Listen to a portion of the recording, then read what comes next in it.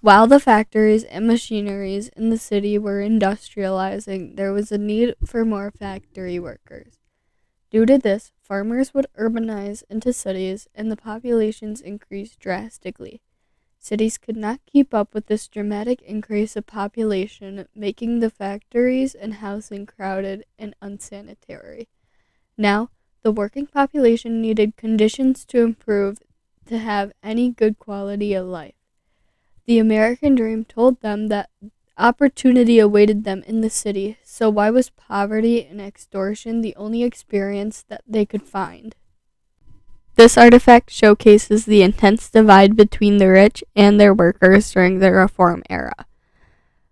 As a few wealthy, such as Rockefeller, on the left side of the artifact sat high above the rest of humanity, those that were employed faced much harsher conditions.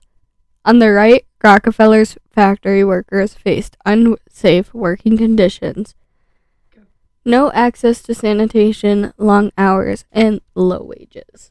This artifact is a physical representation of a book by Jacob Riis, known as How the Other Half Lives. A muckraker and photographer, Jacob Riis used the skills to publish a book exposing the conditions that the average worker experienced daily. Much of the public was unaware of how the other half of their society had to live. Rich company owners such as Rockefeller, the owner of Standard Oil, abused and forced his fellow men into unlivable conditions. These aforementioned conditions included being forced to do labor in an environment where injury could happen at any time with no preventative measures. Death in the workplace was far too common, and the rich simply ignored it in the name of financial gain. In addition, the wages given to workers were not livable. The only option for housing were tenements, as photographed by Jacob Riis.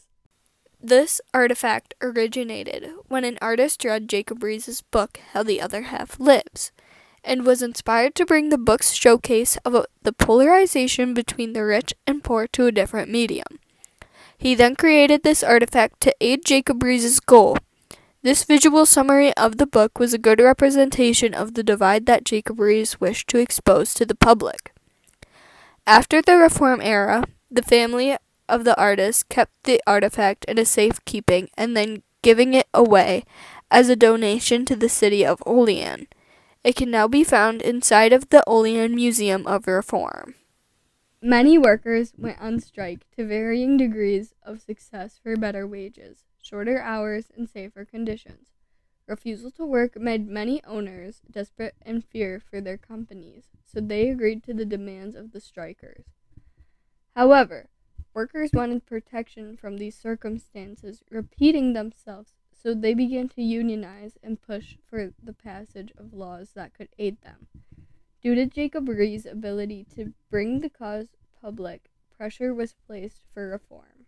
This pressure caused the passage of the New York's Tenement House Act, which improved the state of tenements.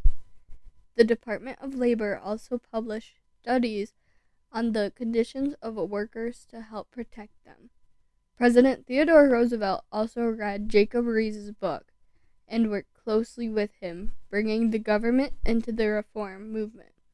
Roosevelt worked to improve sanitary conditions and reduce outbreaks of typhus and restated the civil service law, which increased the amount of factory inspections as well as aided higher wages and shorter hours. Due to the strikers and the muckrakers' attempts, such as Jacob Riis bringing public attention through his book, How the Other Half Lives, many new laws have been passed for better living conditions for workers, maximum hours, higher wages, inspections, safety precautions, and sanitary systems were all included in these laws.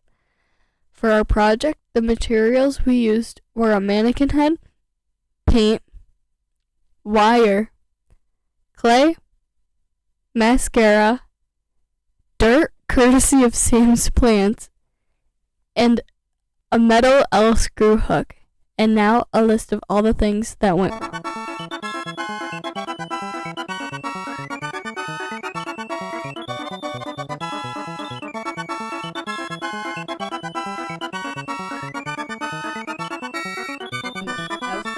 photography tenements as